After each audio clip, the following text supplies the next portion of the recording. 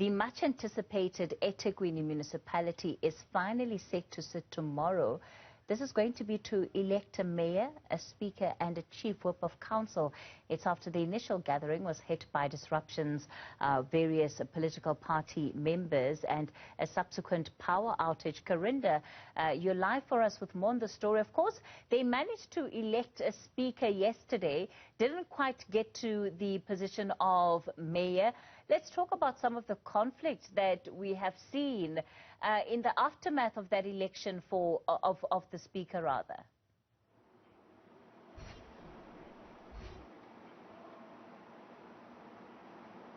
Yes, Kathy. So the speaker that was elected, the ANC's Thabani Nyaose, was thought to be the ANC's mayoral candidate.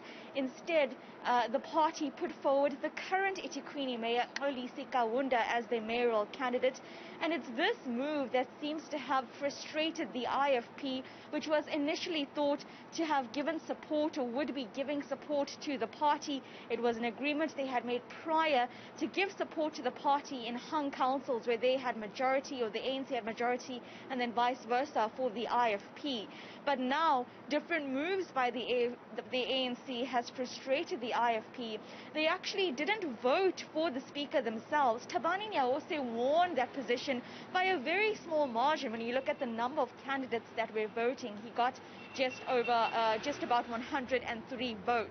Now, following their absenteeism from voting for the speaker, it seems that the DA began caucusing political parties, calling on support for their own DA mayoral candidate, that's Nicole Graham. And towards the crux of that meeting, towards the afternoon, it seemed that political parties, including the IFP and EFF, were tending to give their support to the DA's mayoral candidate. And that's, Kathy, when we started to see the disruptions take place. A number of ANC councillors standing on points of order, the power going off at one point in the tent specifically, and then a number of protesters wearing ANC regalia disrupting the meeting completely. It really points to the precarious nature that has followed some of these coalition negotiations, that even on the eve of the voting process, there is still some maneuvering taking place.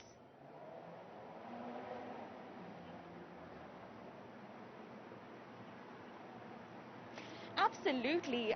It was thought that the IFP-ANC parent coalition was going to be what would save the ANC in a number of municipalities in KwaZulu-Natal, but this was not the case. In fact, over the past 2 days, the ANC has lost already 2 municipalities to the IFP.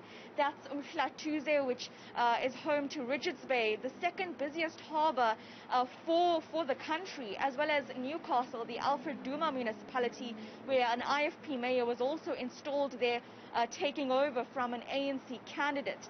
And we also saw after the local government elections, the IFP gaining support in quite a few northern KwaZulu-Natal municipalities, and of course the DA taking over from the Umgeni local municipality. So it really seems that towards these council meetings now, the rug is being swept under the feet of the ANC, where they are being taken by surprise by the fact that they're no longer seeing the support they thought they would have.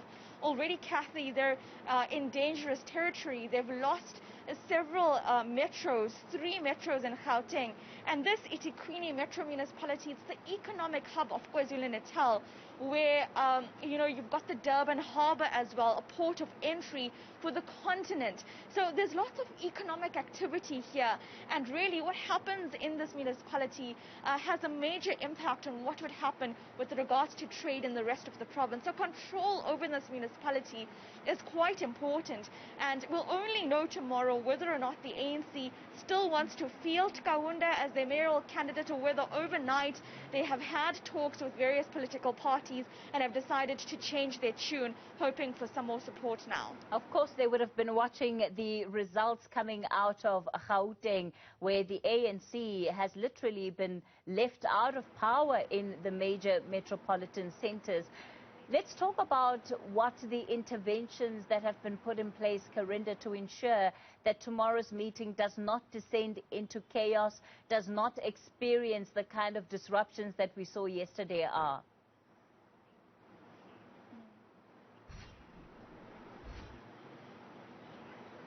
Sure, Kathy. So yesterday, the official reason why eThekwini Municipality are saying that the meeting was postponed or called off abruptly, they say because of a power outage regarding a failure with the generator that was powering the tent.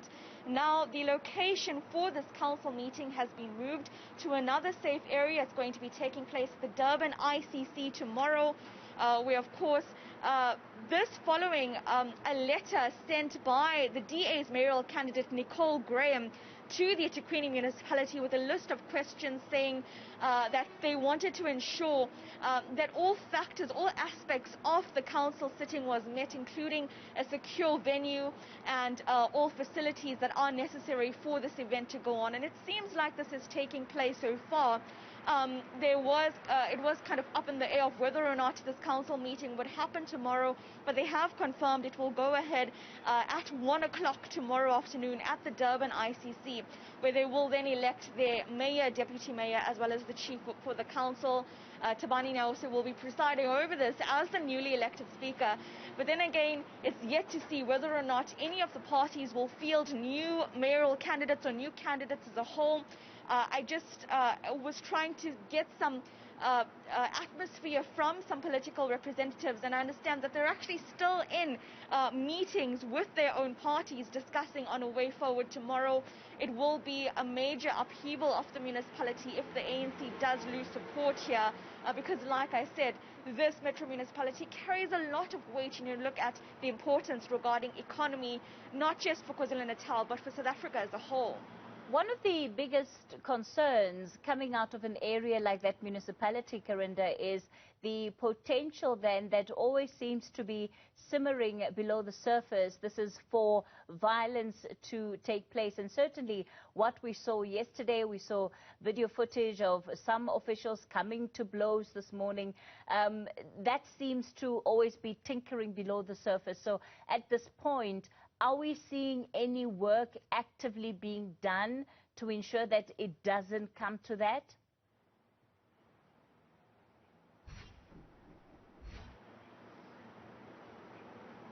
At this point on the ground, not yet, but we do expect more police officers surrounding the venue where the council meeting will be taking place tomorrow.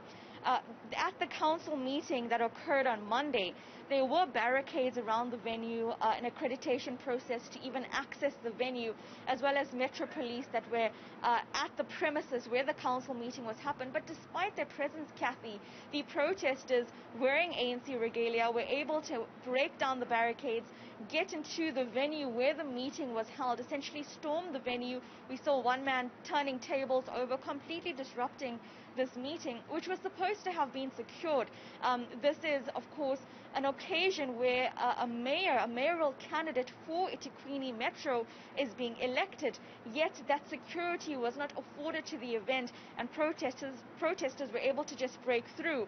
Even as media ourselves, we have to go through an accreditation process. So we have seen political parties, they've posted some of what they've sent to eThekwini Municipality on social media, calling for proper security at the event tomorrow. Of course, again, it is going to be accreditation-based, meaning you have to have a certain ID to access the venue. But still, again, we have not seen any reports of arrests for what happened yesterday, where there was, in a sense, some sort of protests and violence. When you look at the way the meeting was disrupted that took place there, no one held accountable for that as yet. All right.